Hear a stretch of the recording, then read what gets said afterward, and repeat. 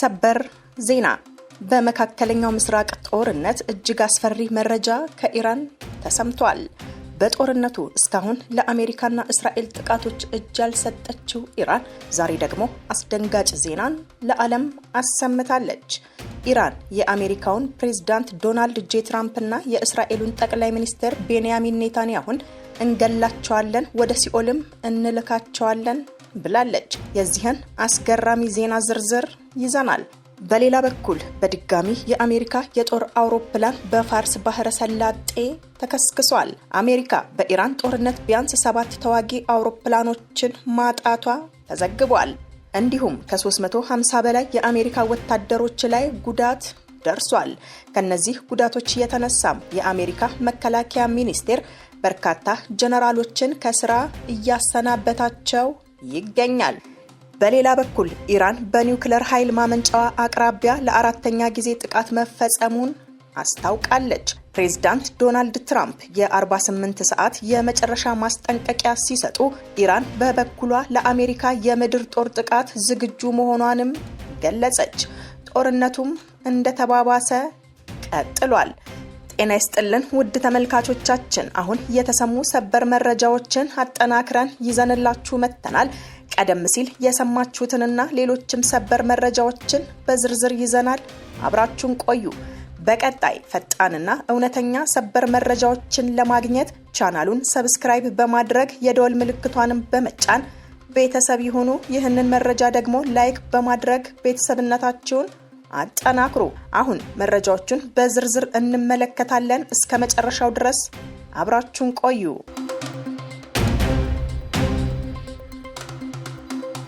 በቅድሚያ ፕሬዝዳንት ዶናልድ ትራምፕ የ48 ሰዓት የመጨረሻ ማስጠንቀቂያ ሰጡ። ፕሬዝዳንት ዶናልድ ትራምፕ የሆርሙዝ የባህር መተላለፊያ መስመር በአስቸኳይ እንዲከፈት፣ ካልሆነ ግን በኢራን ላይ የማያዳግም የሲኦል እሳት ይዘንባል ሲሉ እጅግ አስደንጋጭ ማስጠንቀቂያን ሰጥተዋል። ትራምፕ በማህበራዊ ገጻቸው ባስተላለፉት መልእክት ቀደም ሲል ኢራን ስምምነት ላይ እንድትደርስ ወይም የባህር መተላለፊያውን እንድትከፍት የሰጡት የ10 ቀናት የጊዜ ገደብ መጠናቀቁን ገልጸው አሁን የቀራት 48 ሰዓት ብቻ እንደሆነም አሳስበዋል። በዓለም አቀፍ የነዳጅ ንግድ ላይ ከፍተኛ ሚና ያለው የሆርሙዝ የባህር ወሽመጥ መዘጋት ለዓለም ኢኮኖሚ ስጋት መሆኑን ተከትሎ አሜሪካ ወታደራዊ እርምጃ ለመውሰድ መቃረቧን ይህ ዛቻ በግልጽ ያሳያል። ይህ ከፍተኛ ውጥረት የተከሰተው በክልሉ ለ6 ሳምንታት የዘለቀው ግጭት እየተባባሰ በመጣበት ወቅት ሲሆን በቅርቡ የአሜሪካ ወታደራዊ አውሮፕላኖች መመታትና በሁለቱ ወገኖች መካከል የሚደረገው የሚሳኤል ጥቃት ለሁኔታው መባባስ ዋነኛ ምክንያቶቹ ናቸው። የኢራን ባለስልጣናት ለዚህ ማስጠንቀቂያ የሚሰጡት ምላሽ ባይታወቅም ቀጣዮቹ ጥቂት ሰዓታት ቀጠናው ወደ ከፋ ጦርነት ያመራል ወይስ ወደ ስምምነት የሚለውን የሚወስኑ ወሳኝ ጊዜያት እንደሚሆኑም ይጠበቃል። ዓለም አቀፉ የነዳጅ ገበያ በዚህ ውጥረት ምክንያት ከፍተኛ መናጋት እያሳየ ይገኛል።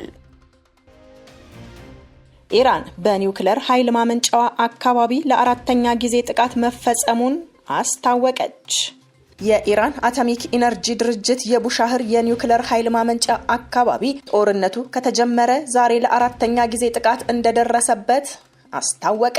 ድርጅቱ ከፋብሪካው የጥበቃ ሰራተኞች አንዱ በጥቃት መገደሉን የገለጸ ሲሆን አሜሪካና እስራኤልን ተጠያቂም አድርጓል። አሜሪካና እስራኤል ግን ጥቃቱ ስለመፈጸሙ አላረጋገጡም። መግለጫው አክሎም የተደረጉ የመጀመሪያ ደረጃ ምርመራዎች ጥቃቱ በፋብሪካው ዋና ክፍሎች ላይ ጉዳት አላደረሰም፣ እንዲሁም ስራ ላይም ምንም ተጽዕኖ አላስከተለም። ሆኖም ግን የኒውክሌር ኃይል ማመንጫው ከፍተኛ መጠን ያለው የራዲዮ አክቲቭ ንጥረ ነገርን ስለያዘ ማንኛውም ከባድ ጉዳት ትልቅ የኒውክሌር አደጋ ሊያስከትል እንደሚችልም አስጠንቅቋል። ቡሻህር የኢራን ብቸኛው በስራ ላይ ያለ የኒውክሌር ኃይል ማመንጫ ሲሆን የተጠናቀቀው በሩሲያ ድጋፍ ነው። የጦርነቱን መጀመር ተከትሎ ሞስኮ ብዙዎችን ሰራተኞች ከፋብሪካም አስወጥታለች። የሩሲያ ኒውክሌር ኮርፖሬሽን ኃላፊ ሮዛቶም አሌክሲ ሊካቼቭ ከ2 ቀናት በፊት ወደ 200 የሚጠጉ ሰዎችን ያካተተ የመጨረሻው ቡድን ኢራንን ለቆ ለመውጣት በሚቀጥለው ሳምንት ቀጠሮ ተይዞለታል። የኢራን የኒውክሌር ፕሮግራምም ለረጅም ጊዜ የክርክር ነጥብ ሆኖ ቆይቷል። ይህም ሰፊ ዓለም አቀፍ ማዕቀቦችንም አስከትሏል። የኢራን ጦርነት ከተጀመረ አንስቶ ከ350 በላይ የአሜሪካ ጦር አባላት ጉዳት ደርሶባቸዋል ስትል አሜሪካ አሳወቀች።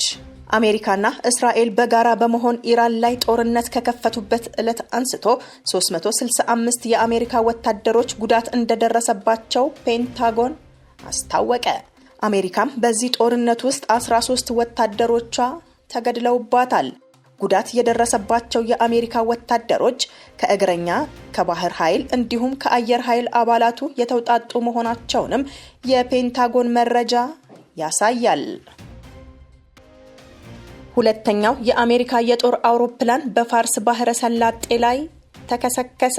በፋርስ ባህረ ሰላጤ አካባቢ ለሁለተኛ ጊዜ የአሜሪካ አየር ኃይል ተዋጊ አውሮፕላን መከስከሱን ኒውዮርክ ታይምስ የሁለት ከፍተኛ የአሜሪካ ባለስልጣናትን ምንጭ ጠቅሶ ዘግቧል። እንደ ዘገባው ከሆነ አደጋው የደረሰው አርብ ዕለት ሲሆን በአውሮፕላኑ ውስጥ የነበሩ ብቸኛው ፓይለት ግን በሰላም መትረፋቸውንና በነፍስ አድን ቡድን መዳናቸውም ታውቋል።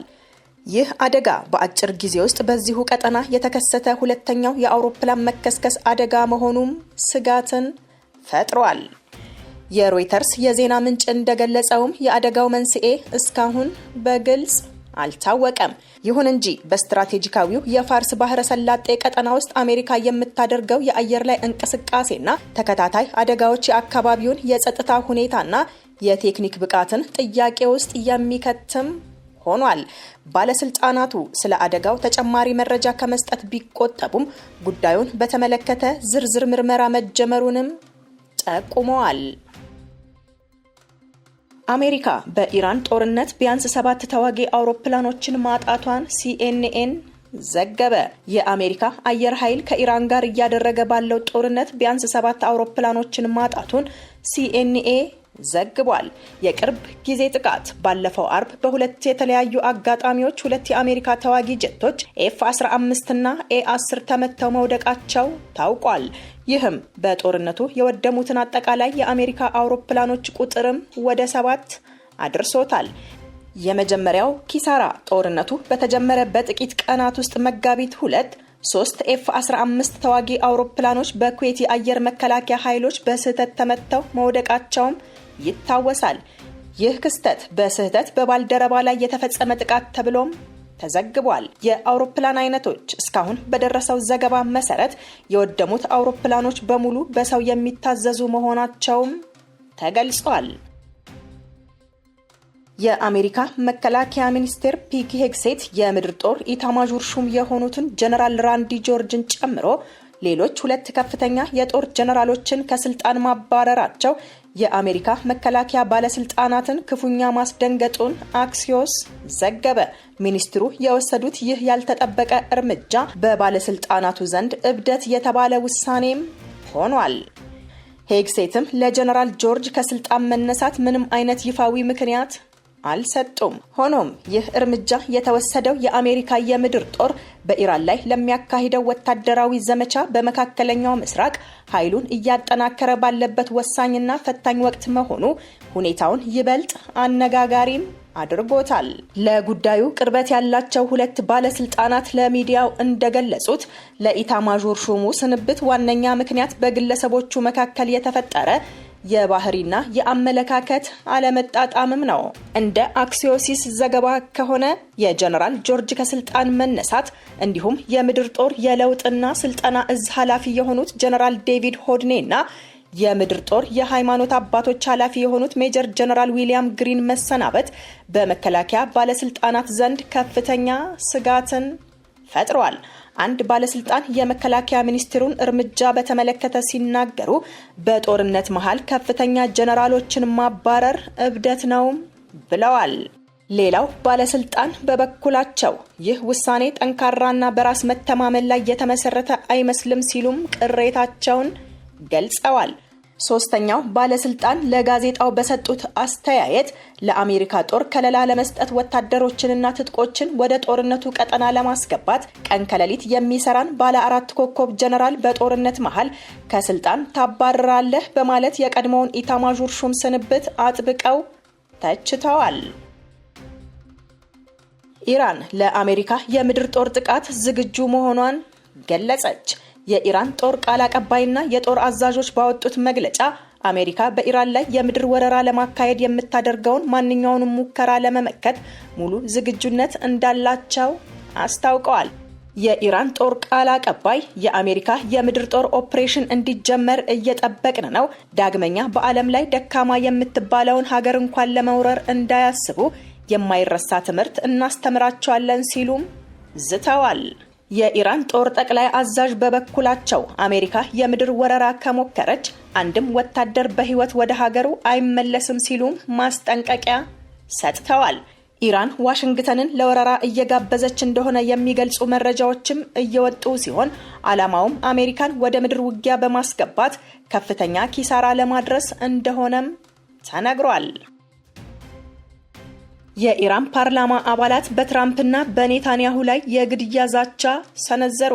አንድ የኢራን የፓርላማ አባል ቴህራን እድሉን ካገኘች ዶናልድ ትራምፕንና ቤንያሚን ኔታንያሁን ጨምሮ ከፍተኛ የአሜሪካና የእስራኤል ባለስልጣናትን እንደምትገድል በይፋ ዝተዋል። የቴህራን ተወካይ የሆኑት ካምራን ጋዛንፋሪ ቅዳሜ ዕለት በሰጡት መግለጫ ኢራን በእነዚህ መረጃዎች ላይ እርምጃ ለመውሰድ ወደ ኋላ እንደማትልና ጉዳዩንም በቀልድ እንደማታየው አስታውቀዋል።